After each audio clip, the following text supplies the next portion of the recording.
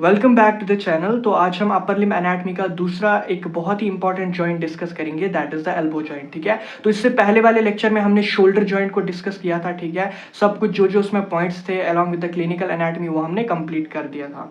अब हम आज एल्बो जॉइंट स्टार्ट करने वाले हैं। तो जैसा कि मैंने बताया कि जो भी जॉइंट होगा उसको हम पॉइंट वाइज कवर करेंगे। पहला टाइप ऑफ जॉइंट देखेंगे, आर्टिकुलेटिंग बोन्स क्या होंगे उसमें, ठीक है, इंपॉर्टेंट पॉइंट्स, क्लिनिकल एनाटमी, ये सारी चीजें हम डिस्कस करेंगे हर एक जॉइंट में। तो सबसे पहले एल्बो जॉइंट में अगर हम टाइप ऑफ जॉइंट देखें, जैसे एनाटॉमिकली वो भी साइनोवियल जॉइंट था, शोल्डर जॉइंट, ये भी साइनोवियल जॉइंट होता है, लेकिन वो बॉल एंड सॉकेट वैरायटी का था, ये हिंज वैरायटी का होता है।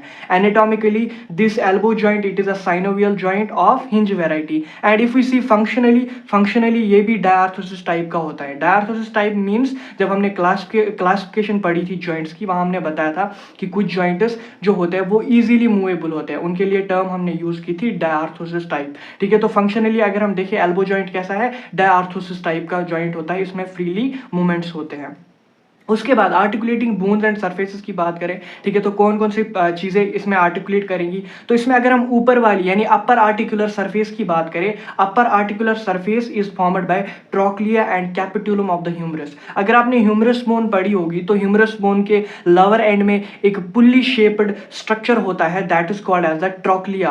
और एक और स्ट्रक्चर होता है जिसको हम कैपिटुलम कहते हैं, यानी ट्रोक्लिया और कैपिटुलम। जो ट्रोक्लिया होता है वो लाई करता है मीडियली। अब हम कैसे डिटरमाइन करें ह्यूमरस बोन में कौन सा ट्रोक्लिया है कौन सा कैपिटुलम है। तो जब आप एक ह्यूमरस बोन लेंगे, ह्यूमरस बोन का जो हेड होता है वो मीडियली होता है, तो हेड के साइड जो आएगा नीचे लोअर एंड में pulley shaped, that will be the trochlea, और उसके अपोजिट साइड जो आएगा that will be the capitulum. ठीक है, तो ट्रोक्लिया जो होता है वो लाई करता है मीडियली और कैपिटुलम लाइज लेटरली। ठीक है, तो अपर आर्टिकुलर सरफेस ह्यूमरस ने बनाई, कौन कौन से पार्ट ने बनाई, ट्रोक्लिया और कैपिटुलम ने। ठीक है, ये बात क्लियर, आगे चलते हैं। Lower articular surface is formed bye upper end of radius and ulna.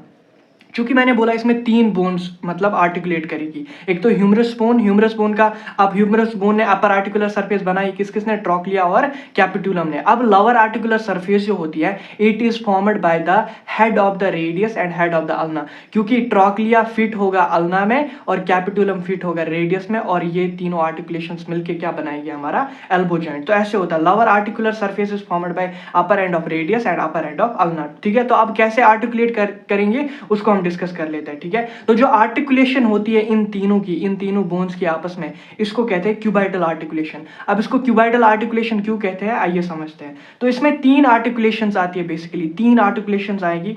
सबसे पहली लेटरली आर्टिकुलेशन आएगी। तो लेटरली कौन सी बोन प्रेजेंट होती है, लेटरली रेडियस होती है। Lateral radius is the lateral bone of four arm. तो लेटरली रेडियस होगी, तो जो रेडियस की सुपीरियर सरफेस होती है, अगर आपने रेडियस बोन पढ़ी होगी, रेडियस के अपर एंड में सुपीरियर सरफेस होती है, आर्टिकुलर सरफेस होती है, वो आर्टिकुलेट करेगी किसके साथ, वो आर्टिकुलेट करती है कैपिटुलम ऑफ द ह्यूमरस, क्योंकि कैपिटुलम ऑफ द ह्यूमरस जो होता है दैट लाइज लेटरली, और ट्रोक्लिया जो होता है वो मीडियली लाई करेगा। तो ये आर्टिकुलेट करेगी कैपिटुलम के साथ, कौन सी, सुपीरियर सरफेस ऑफ रेडियस। तो जब ये आर्टिकुलेट करेगी कैपिटुलम ऑफ द ह्यूमरस, तो ये बनाती है ह्यूमरो रेडियल आर्टिकुलेशन। ठीक है, तो एक आर्टिकुलेशन बन जाएगी ह्यूमरो रेडियल आर्टिकुलेशन। ह्यूमरो मींस ह्यूमरस की, radial means radius bone, and articulation means आपस में ज्वाइन हो गए। ठीक है, तो एक आर्टिकुलेशन बन गई laterally, that is the humero radial articulation. I hope आप समझ गए होंगे।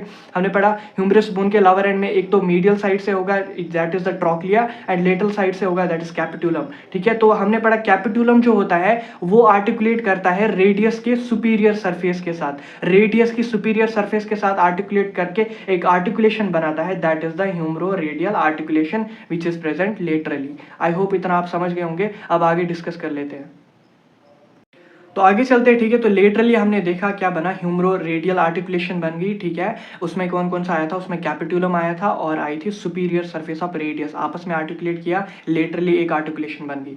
दूसरी आर्टिकुलेशन मीडियली बनती है। ठीक है, तो कौन कौन सी कैसे बनती है, ट्रोक्लियर नॉच जो होती है अल्ना की। अब ट्रोक्लियर नॉच क्या होती है, चूंकि अगर आपने अल्ना बोन पढ़ी होगी उसमें आपने देखा होगा, ठीक है, अल्ना बोन में दो प्रोसेसेस होते हैं, एक क्यों कहते हैं coronoid process and second is called as a olecranon process. ठीक है, जिसकी वजह से अल्ना का अपर एंड जो होता है हुक लाइक होता है और उसमें एक कनकेविटी बनती है आगे की तरफ because of these two processes, coronoid process and olecranon process. इन दोनों के बीच में यानी जब ये हुक लाइक बनता है ऐसे, this is coronoid process and नीचे ये होगी ओलिगोरेनल प्रोसेस, और इन दोनों के बीच में ये एक नॉच बनती है, this is called as a trochlear notch. ठीक है, आपने अल्ना बून पढ़ी होगी, वहां पे आपने देखा होगा ऊपर ओलिगोरेनल प्रोसेस नीचे कोरोनॉइड प्रोसेस, उन दोनों के बीच में होती है ट्रॉक्लियर नॉच।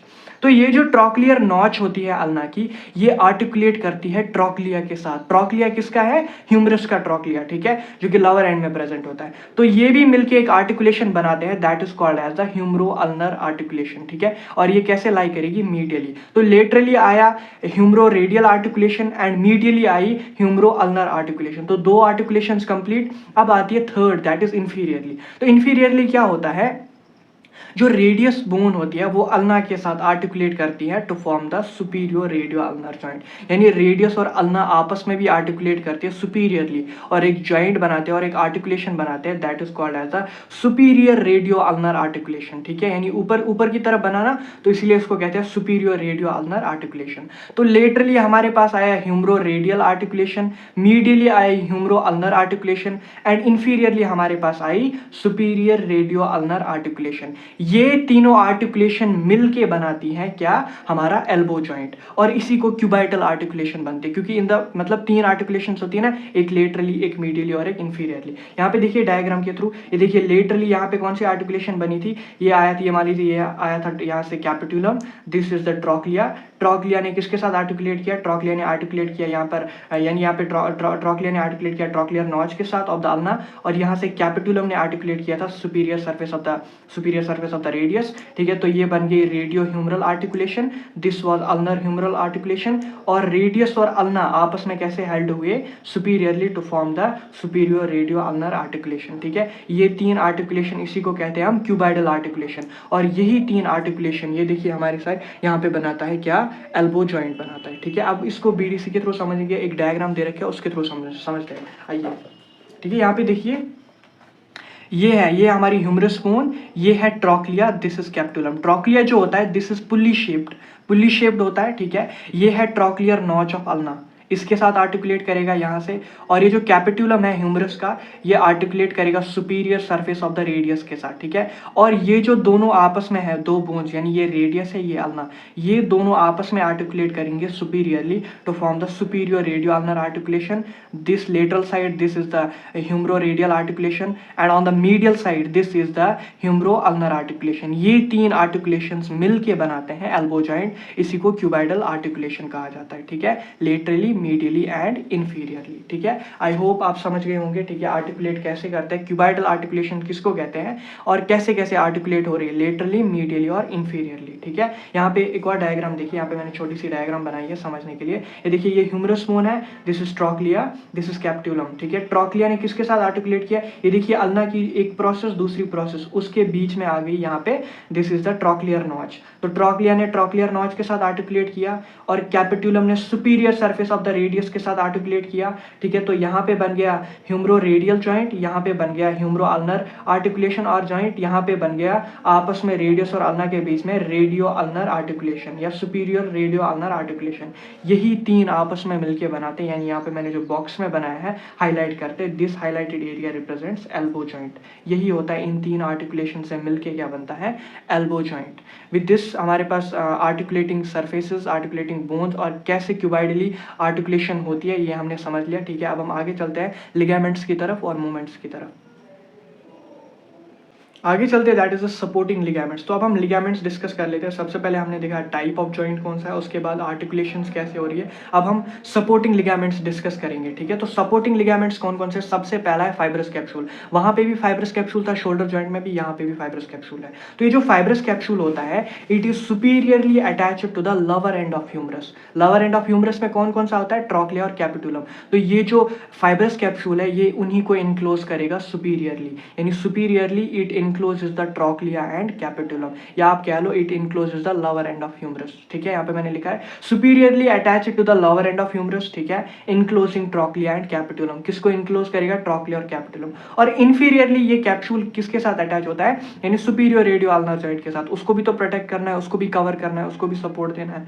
तो superiorly lower end of humerus को कवर किया और inferiorly superior radio ulnar joint को कवर किया। यहाँ पे समझिए डायग्राम के थ्रू, ये देखिए this is the humerus and this is the radius and ulna. यहाँ पे देखिए ये था फाइब्रस कैप्सूल, इसने सुपीरियरली किसको कवर किया? इसने सुपीरियरली कवर किया lower end of the humerus को यहाँ से, और इन्फीरियरली ये कैप्सूल यहाँ से आया, इसने यहाँ से सुपीरियर रेडियो अल्नर जॉइंट को भी कवर कर लिया। तो superiorly lower end of the humerus and inferiorly it encloses the superior radio ulnar joint, ठीक है। तो दिस इज फाइब्रस कैप्सूल। आगे चलते हैं ulnar collateral ligament. Ulnar collateral ligament क्या होता है? It is attached between the medial epicondyle of humerus and base of ulna. क्योंकि अल्ना किस साइड की बोन होती है? मीडियल साइड की बोन होती है। तो मीडियल एपिकोंडाइल और बेस ऑफ द अल्ना के बीच में एक लिगामेंट आएगा, that is called as the ulnar collateral ligament. आसान है, attached between the medial epicondyle, क्योंकि अल्ना मीडियल साइड ही होगी, and base of the ulna, ठीक है, बेस ऑफ द अल्ना तक जाएगा। उसके बाद रेडियल कोलेटरल लिगामेंट, ये एक फैन शेप्ड लिगामेंट होता है which is attached between lateral epicondyle. क्यों? क्योंकि रेडियस लेटरली होती है, इसलिए ये लेटरल एपिकोंडाइल से आएगा and superior radial ulnar joint को कवर करेगा, ठीक है। It is fan shaped ligament, किस किस के बीच में अटैच होगा? Lateral epicondyle of the humerus and superior radio ulnar joint. Fibrous capsule, ulnar collateral ligament and the radial collateral ligament. Fibrous capsule superiorly attached होता है lower end of the humerus के साथ, enclosing trochlea and capitulum. Inferiorly capsule attach होता है कहाँ पे? Superior radio ulnar joint. और ulnar collateral ligament किस किस के बीच में होगा? Medial epicondyle of humerus and base of ulna. Radial collateral ligament किस किस के बीच में होगा? एक ये होगा lateral epicondyle and superior radio ulnar joint के बीच में, ठीक है। With this ligaments complete. अब हम मोमेंट्स और क्लिनिकल नोट्स को डिस्कस कर लेते हैं, उसी के बाद एल्बो जॉइंट कंप्लीट हो जाएगा। नाउ मूविंग फॉरवर्ड्स, अब हम क्या करते हैं, important features of the joint discuss कर लेते हैं, ठीक है। उसके बाद मूवमेंट्स एंड क्लिनिकल नोट्स इसके डिस्कस करेंगे, ठीक है। तो इंपॉर्टेंट फीचर्स हम हर एक जॉइंट में पढ़ेंगे। जैसे हमने शोल्डर जॉइंट में पढ़ा था, कुछ इंपॉर्टेंट पॉइंट थे, मस्कुलोटेंडनोसिस कब था वहाँ पे, ठीक है। और हमने बोला था glenoid cavity shallow because of dislocations are very common, ठीक है। तो यहाँ पे भी कुछ इंपॉर्टेंट पॉइंट्स है। यहाँ पे मेन पॉइंट जो है in this elbow joint, it is the carrying angle. तो अब कैरिंग एंगल क्या होता है, इसको हम समझते हैं। जो एल्बो जॉइंट होता है वो स्ट्रेट लाइन में नहीं होता। अगर आप अपना एल्बो देखेंगे तो you will not find your elbow in the straight line, ठीक है, you will find it slightly deviated. और ये जो डिविएशन एंगल होता है ये 13 डिग्री का होता है and this is called as a carrying angle, ठीक है। इसी को क्या कहा जाता है? This is called as a carrying angle. यहाँ पे मैंने लिखा है elbow joint is not straight, makes an angle of 13 degree, this is called as a carrying angle. अभी कैरिंग एंगल क्यों बनता है, कैसे बनता है, कैसा होता है, इसको हम डायग्राम के थ्रू समझ लेंगे आराम से, ठीक है। यहाँ पे देखिए दिस इज द, यहाँ पे ये एल्बो है, ठीक है। मान लीजिए इसने इसके साथ आर्टिकुलेट किया, इसने इसके साथ आर्टिकुलेट किया, ये बन गया हमारा एल्बो जॉइंट। तो अगर आपको दिख रहा होगा यहाँ पे जो ये ट्रॉक्लिया का एक मार्जिन है, यानी this is the lateral margin, यहाँ पे आपको दिख रहा होगा this is the lateral margin, और ये ट्रॉक्लिया का मीडियल मार्जिन है। तो ये अगर आपको दिख रहा होगा ये थोड़ा सा एक्सटेंडेड है नीचे की तरफ और बाहर की तरफ, ठीक है। तो ये बाहर की तरफ होता है थोड़ा।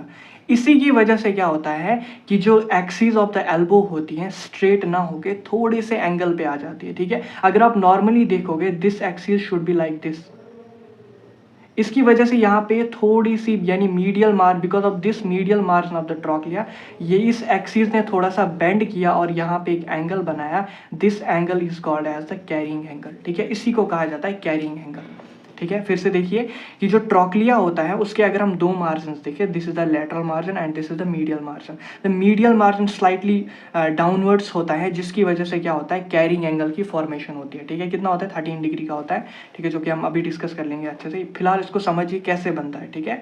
तो ट्रॉक्लिया का मीडियल मार्जिन स्लाइटली डाउनवर्ड्स होता है, जिसकी वजह से एक्सिस ऑफ द, ये जो एक्सिस होती है एल्बो जॉइंट की, ये स्ट्रेट ना होके थोड़ी सी डिविएट हो जाती है and this leads to the formation of carrying angle, ठीक है, because of this medial margin of trochlea, ठीक है। आई होप आप समझ गए होंगे। अब यहाँ पे देखिए carrying angle elbow joint is not in the straight line, ठीक है। अगर आप अपना भी ये एल्बो देखेंगे आप, you will find that the medial margin of this trochlea is slightly downwards, you will feel it, and because of this the axis of this joint is not in the straight line, it is slightly deviated. This leads to the formation of the carrying angle, which is about 13 degree. This is called as the carrying angle. This is the main point related to this joint.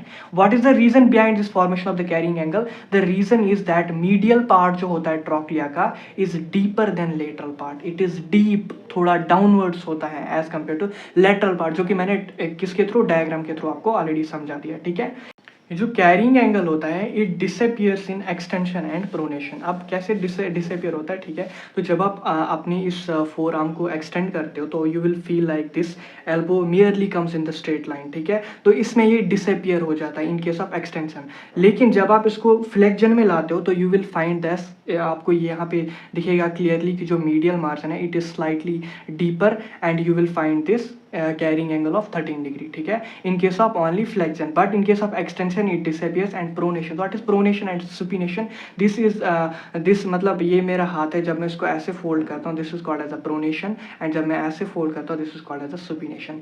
यानी palm को basically downwards position में लाना this is pronation, and upwards position में लाना this is a supination. And जब मैं pronation करता हूँ आर्म की, फोर आर्म की, तो आप देखेंगे एल्बो पे की जो ये कैरिंग एंगल था ये स्लाइटली डिसअपियर हो जाता है। तो मैं कह सकता हूँ this carrying angle disappears in case of extension and pronation. ये बहुत ही इंपॉर्टेंट पॉइंट है, इसको याद रख लेना। Carrying angle is very important. Elbow joint straight line में नहीं होता है, एंगल कितना बनाता है 13 डिग्री, ठीक है, उसी को क्या कहते हैं कैरिंग एंगल। क्यों, रीजन क्या होता है कैरिंग एंगल का? मीडियल पार्ट होता है ट्रोक्लिया का वो डीपर होता है as compare to that of lateral part. और कैरिंग एंगल डिसअपियर होगा किन में? एक्सटेंशन के केस में और प्रोनेशन के केस में, ठीक है। तो this is the important feature of this joint. Now moving to the next, that is the moment of this joint. अब हम इसके मोमेंट्स को डिस्कस कर लेते हैं। जैसे हमने वहाँ पे देखा था फ्लेक्शन एक्सटेंशन, तो यहाँ पे दो ही मेन मोमेंट्स है, फ्लेक्शन और extension. This is called as the flexion and this is called as the extension. Flexion extension, तो जब आप एंगल को बढ़ा रहे हो दिस इज एक्सटेंशन, एंड जब आप एंगल को डिक्रीज कर रहे हो एल्बो जॉइंट पे this is called as the flexion, ठीक है। तो फ्लेक्शन कौन कराता है, यानी ये वाला मूवमेंट कौन कराता है एल्बो जॉइंट का? This is called bye brachialis, biceps and ब्रेकियोरेडियलिस। तो बी से याद रखना, एफ बी क्यूब याद रखना। Flexion is called by the brachialis, biceps and brachioradialis. B से तीनों मसल का नाम है, brachialis muscle, biceps and brachioradialis. And extension is by triceps and anconeus muscle. और एक्सटेंशन कौन कराता है? ट्राइसेप्स और anconeus muscle. Flexion brachialis, biceps and brachioradialis, and extension by triceps and anconeus muscle, ठीक है। This is movements and this is the important feature of the joint. Now move to the last topic of this joint, that is the clinical notes. तो clinical notes में हमारे पास different conditions है elbow की। First is the tennis elbow, second is the golfer's elbow, and third is the students और it is called as a miner's elbow. इनको क्यों नाम रखा गया है? Tennis elbow is called tennis elbow because ये कॉमनली किन में होता है? टेनिस प्लेयर में। जब वो फोर्सफुली एक्सटेंशन कराते हैं while playing the tennis, they forcefully extend their arm to hit the ball. उसकी वजह से उनके एल्बो में कुछ टेंडरनेस होती है, that is called as a tennis elbow. And in golf players when they shot the ball, when they shot the golf ball, ठीक है, जब वो शॉट करते गोल्फ बॉल को, ठीक है, तो उनके एल्बो में कुछ टेंडरनेस होती है, ठीक है, that's why this is called as a golfer's elbow. तो this tennis elbow you will see mostly in the tennis players and golfer's elbow in the golf players, ठीक है, इसलिए इनको टेनिस एल्बो और गोल्फर्स एल्बो नाम रखा गया है, ठीक है। अब क्या होता है टेनिस एल्बो और गोल्फर्स एल्बो? यहाँ पे समझते हैं tenderness at the lateral epicondyle. तो टेनिस एल्बो के केस में क्या होगा? Tenderness at the lateral epicondyle, यानी लेटरल कोंडाइल पे टेंडरनेस हो जाएगी, ठीक है, due to the injury of radial collateral ligament. क्योंकि लेटरली क्या होता है हमारा, लेटरल एपिकोंडाइल से कौन सा लिगामेंट स्टार्ट हुआ था जो कि फिर आगे गया था सुपीरियर रेडियो अल्नर जॉइंट तक, that was radial collateral ligament. Due to the injury of this ligament it causes tennis elbow, यानी basically it cause tenderness of lateral epicondyle and that is called as a tennis elbow. आगे चलते golfer's elbow, tenderness at the medial epicondyle, ठीक है, medial epicondyle पे tenderness होगा। तो इसमें किसकी इंजरी होगी? इसमें अल्नर कोलेटरल लिगामेंट की इंजरी होगी, क्योंकि वहां पे मीडियली वही होता है, ठीक है। उसके बाद third that is the students और मिनर्स elbow, tenderness at the posterior surface of olecranon process of ulna. अगर आपने अल्ना बोन पढ़ी होगी वहाँ पे आपने दो प्रोसेसेस पढ़े होंगे। First is called as the olecranon process and second is called as the coronoid process. जो ओलिग्रेनन प्रोसेस होती है उसमें 5 सरफेसेस होती है, anterior, posterior, superior, medial and lateral surface. These are the 5 surfaces of the olecranon process. और उसकी posterior surface पे जब टेंडरनेस होती है, ठीक है, उसके पोस्टीरियर सरफेस पे जब टेंडरनेस होती है, that condition is called as the students और मिनर्स एल्बो, ठीक है। तो ये 3 कंडीशंस हो गई, 3 clinical conditions tennis elbow tennis players में, गोल्फर्स एल्बो गोल्फ प्लेयर में, और स्टूडेंट्स और मिनर्स एल्बो, ठीक है। टेंस एल्बो किसकी वजह से होगा? Due to the tenderness at lateral epicondyle, और इसके किसकी वजह से? Injury of radial collateral ligament. ये tenderness of medial epicondyle and this tenderness at posterior surface of olecranon process of ulna, ठीक है। अब इनकी इमेज देख लेते हैं थोड़ी सी, तो क्या क्या होगा वो बीडीसी ने दे रखा है, उन इमेज को एक बार देख लेते हैं। तो this is basically the tennis elbow, ठीक है। यहाँ पे आप देख सकते हो, this is the tennis elbow, यानी tenderness at the lateral epicondyle. यहाँ पे इसने टच किया है, this is the lateral epicondyle, यहाँ पे थोड़ी सी टेंडरनेस होगी, और ये किस में होगा? टेनिस प्लेयर में मोस्टली होगा। उसके बाद स्टूडेंट्स एल्बो की इमेज दे रखी है, ठीक है। यहाँ पे आप देख सकते हो बेसिकली इसमें बरसा जो होता है अल्ना की, अगर आपने अल्ना बोन पढ़ी होगी उसी से रिलेटेड होता है। तो इसमें क्या होगा? ये जो पोस्टीरियर सरफेस होती है ऑलिग्रेनन प्रोसेस की, इसमें टेंडरनेस होती है। देख रहे हैं नीचे की तरफ ये आया है, it is called as a student's elbow. This is tennis elbow lateral epicondyle पे, this is student's elbow posterior surface of olecranon process, and this is the medial epicondyle पे आप देखोगे tenderness in the golf player, it is called as a golfer's elbow. तो tennis elbow, student's elbow and golfer's elbow. We discussed these three clinical conditions which are related to the elbow joint. With this हमारा elbow joint complete होता है, तो हमने आज elbow joint complete किया। आगे एक छोटा सा joint बचता है, that is the radio ulnar joint, ठीक है। छोटा सा joint है, उसको हम कल complete करेंगे, और इसी के साथ हमारी upper limb जो है, main topics जो होते हैं upper limb के, वो सारे complete हो चुके हैं। अब कुछ muscles बचते हैं, जैसे main muscles होते हैं, muscles of pectoral region which is very important। तो मैं क्या करूँगा, कल जो lecture लाऊंगा that is on the